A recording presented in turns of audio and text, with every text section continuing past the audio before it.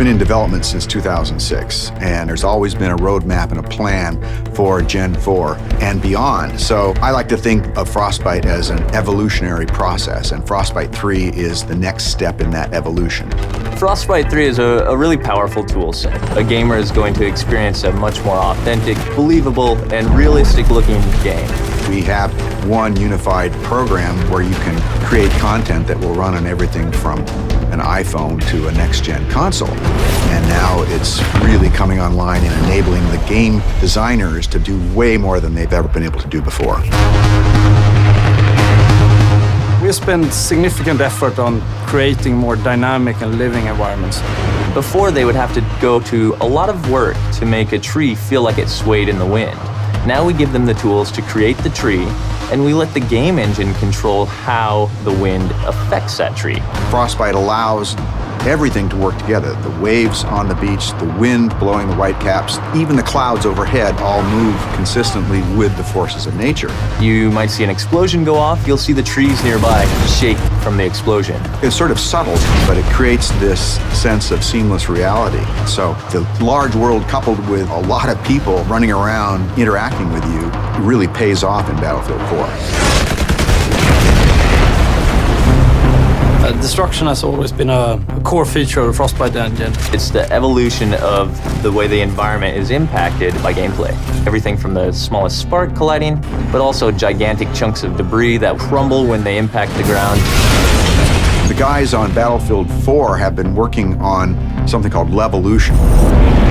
Levolution is really about the concept how you can drastically change a multiplayer map into something different. It could be anything from a big building collapsing or to a dam breaking or anything really big game changer to the level.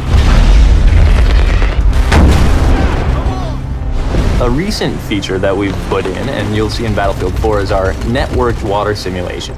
So what this means is all players will see the same wave in the same position at the same time. And this leads to some pretty exciting cat and mouse type of gameplay where you're ducking down and going up and you can kind of peek around as you drive in your boat. It will no longer swim on a flat surface. Instead, it will be affected by the different waves and everything. And that comes to everything from living characters that are swimming, but also to the ragdolls. Something like a jet crashes into the ocean, you'll see the water react and the debris will then float on the waves. It's a very, very cool dynamic engine. Things just happen and it seems right. Take cover! In Frostbite 3, we've made a priority of much more believable, emotionally believable characters. There's a whole slew of features in Frostbite that support that, and one of the most important is the way a person's eyes look. The way we render characters is better than ever before. We're doing subsurface scattered models. We have parallax animation in the iris. You'll notice it looks like a real eye. You'll back me up, right? Frostbite 3 is so much more powerful than any engine I ever used before. And it's not just the specific features and the framework, it's the fact that we're collaborating with other teams around the world. In the past, before we had the Frostbite team, we were building a new engine every time and we were kind of stumbling constantly. Now, to have the team here to focus on new releases with new goodies means that we as a team can focus on the creative side to deliver better games, better experiences. Today it's used by a lot of different genres, so everything from racing games to real-time strategy games and RPGs.